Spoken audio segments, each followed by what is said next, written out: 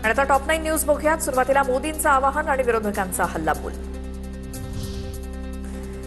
वर्षभर सोनं खरेदी करू नका. इराण अमेरिका युद्ध आणि जागतिक आर्थिक संकटाच्या पार्श्वभूमीवर पंतप्रधान मोदींचं आवाहन. परकीय चलन वाढवण्याचं ध्येय, शिवाय पेट्रोल डिझेल जपून वापरण्याचा सल्ला. वर्क फ्रॉम होम करा. शाळांमध्ये ऑनलाईन क्लासेसचा अवलंब करा. इंधन बचतीवरती भर देण्यासाठी पंतप्रधान मोदींचा सल्ला.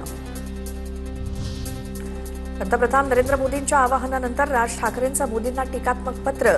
मोदी स्वतः गाड्यांचा ताफा घेऊन मिरवणुका काढतात, तर देशाच्या अर्थव्यवस्थेचं कंबरडं मोडून ठेवलेल्यांबद्दल मोदी काहीच बोलत नाहीत. राज ठाकरेंची पंतप्रधान मोदींवर घणाघाती टीका.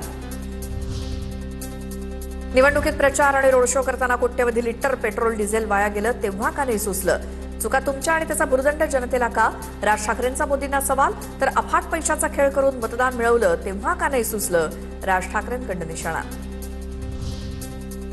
देशाच्या अर्थव्यवस्थेवरती दूरगामी परिणाम होण्याची शक्यता. सामान्य नागरिक, उद्योग, व्यवसाय क्षेत्रात अस्वस्थतेचं वातावरण.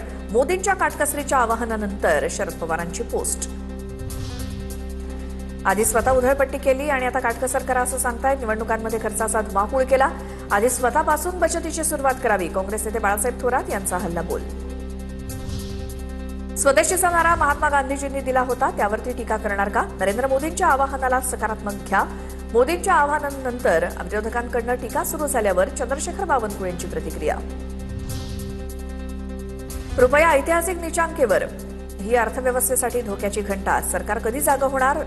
अंजली दमानिया यांचा ट्विट करत केंद्र सरकारवर निशाणा. दिल्लीमध्ये पश्चिम आशियातील तणावाच्या पार्श्वभूमीवर संरक्षण मंत्री राजनाथ सिंह यांच्या अध्यक्षतेखाली मंत्री गटाची बैठक. कच्च्या तेलाच्या किमती आणि पेट्रोल डिझेल, एलपीजी पुरवठ्याच्या बैठकीत आढावा. बैठकीला मंत्री जे पी नड्डा यांच्यासह अनेक मंत्री सहभागी.